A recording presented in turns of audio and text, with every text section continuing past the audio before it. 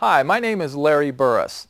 Over the past 15 years, I've trained thousands of outdoor professionals like you about poison oak and ivy, how to identify it, how to prevent it, and how to treat it.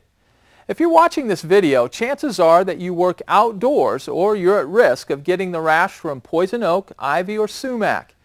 You might be thinking, so what's the big deal? Well, a poison plant rash can be more than just an itchy inconvenience. In some industries like firefighting, telephone or electric utilities, and vegetation management, it actually can be the largest single cause of workers' compensation. And that annoying itchy rash, if not treated properly, can result in secondary infection and blood poisoning. So here are the tools you need to get your job done and avoid the misery of a brush with poison oak or poison ivy.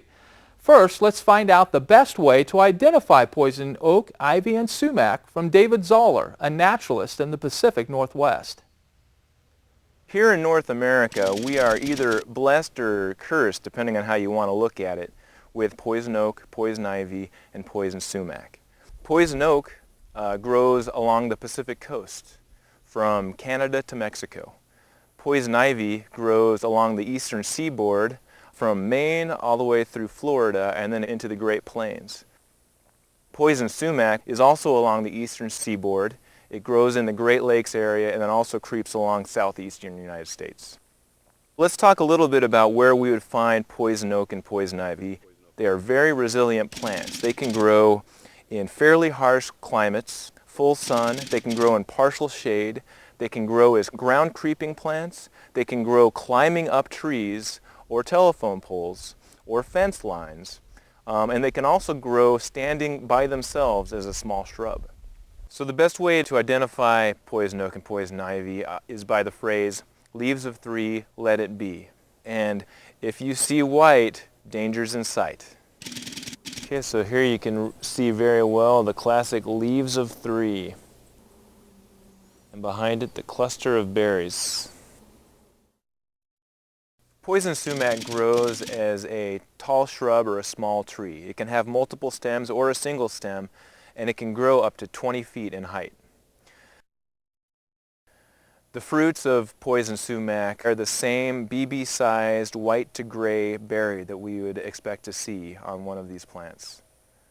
The chemical that creates the rash from poison oak, poison ivy, and poison sumac occurs and is the same chemical in all three plants. So if you find that you get a rash from poison oak, for example, you'll probably get a rash from poison ivy and poison sumac as well. You've just learned what the toxic plants look like and why leaves of three, let it be, and if you see white, danger's in sight, makes sense after all. Now I'm going to let you in on a little secret. Actually, it's a very big secret when it comes to understanding poison ivy and its rash-causing effect on humans. What's the secret? Urushiol. It's the invisible resin-like substance that is at the root of nearly all of your problems relating to poison ivy rash and lost time. It's vital that you understand what urushiol is, what it does, and how long-lasting and potent it is. Once you truly understand urushiol, all the steps we will discuss regarding preventing and treating of the rash will make a lot more sense. Although urushiol is commonly referred to as an oil, it's actually more like a resin or like sap from a tree. That helps explain why soap and water are not much help in removing urushiol once the substance binds itself to a person's skin. Once urushiol gets on the skin, it binds in about 10 to 15 minutes and becomes very difficult to get off. Here's Dr. Mark Christensen to talk more about urushiol. When you come in contact with either poison oak or poison ivy, either the stems or leaves, you're going to come in contact with the oil that the plant produces. This oil is referred to as urushiol. Some people are immune, but most people are not. 3 out of 4 people will develop a rash to urushiol. When urushiol comes in contact with the skin, it takes some time, but it binds to the protein of the skin. It takes about 15 minutes to a half hour. Once it binds to the skin, the body recognizes it as a foreign material and starts to produce an immune response to this foreign agent. The rash is actually produced by your own immune system. That causes initially a redness, or we call an erythema, to develop. Once you start seeing redness, this can develop even further depending upon the efficiency of your immune system and the extent of the urushiol that you've been exposed to. That redness can increase to swelling and edema, And if it's even worse, you can go on to having blisters, which then will rupture and you get oozing. Once the blisters rupture or start oozing, you can have then, by scratching or picking, a secondary infection, which can be really, really dangerous to you. So removing it by washing is the very first step. You need to remove the urushiol oil because if you don't, the problem still persists and still stays there. It's like having a splinter in your hand. If you just put a bandage over the splinter's still there. You have to remove the splinter first and then put the bandage over. The same is true with poison oak and poison ivy. You've got to remove the oil first, then you can treat the rash that comes.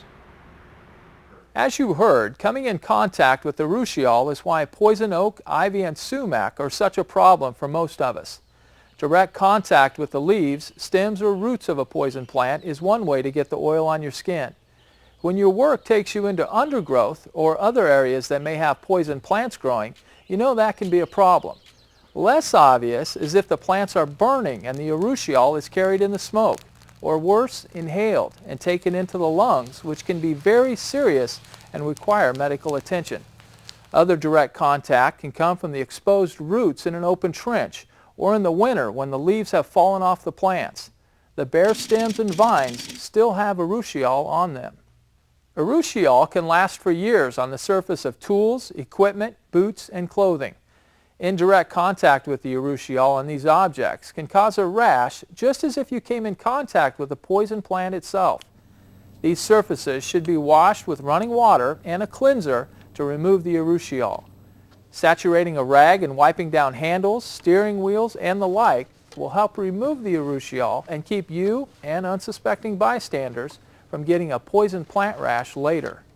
Avoid direct contact with the plants whenever possible. Now, if you can't do that, then be sure to wear long-sleeve shirts and pants with gloves and boots to keep your skin covered. But long sleeves in 100-degree weather, that's not always a practical idea. So there are pre-exposure lotions that can be applied prior to working outdoors that can help block urushiol. But most importantly, be sure to clean up after any exposure to poison plants. Outdoor skin cleansers that are especially designed for removing the urushiol are a good defense from letting poison ivy get rash with you. Always remove the urushiol from your hands before eating, taking a bathroom break, or smoking. Contaminated clothing can also be a real problem, not only for you, but for whoever is doing the laundry as well. Again, there are cleansers that can be used in the laundry to eliminate urushiol from clothing. If these aren't available, the next best thing is to launder clothes in a strong detergent in a hot water setting to clean out the urushiol. Be sure to tell whoever is handling the contaminated clothing that they need to use precaution so they don't get a rash from the urushiol. Off the job, a common way of secondary exposure to urushiol comes through contact with pets like dogs, cats, or even horses. The fur of these animals keeps them safe from urushiol, but they can unknowingly bring urushiol to you when you pet or handle them. If pets are a source of contact, they can be cleaned up with cleansers that remove the urushiol from their coats. Be sure to follow directions carefully when using any product designed to block or prevent urushiol. So these are some of the ways to prevent and remove urushiol from the skin. But what if a rash has started? Let's talk with Jamie Smith, an EMT who deals with treating poison oak and ivy problems with his crew. If you have a mild case of poison oak or poison ivy, you have over-the-counter medications that would be available, some cortisone-type cream, those things to go ahead and try to dampen that feeling of itchiness because you're going to want to scratch that. If you do, it can then progress into open wounds that you don't want to then have to deal with and possibly go to the doctor. Severe cases could last up to 2 to 4 weeks. It's been raised, it's bumpy, the open wounds are weeping, and I've had friends that have had a full leg involved, and with that it really is quite almost encumbering where they can't get around, and so it's important to take care of the pain, the itching, and also the openness of the wound. So you want to see your doctor about that so they can control the itching and the control of the open wounds, because it could go even as severe where you might get blood poisoning or even death with that, so it's important to pay attention.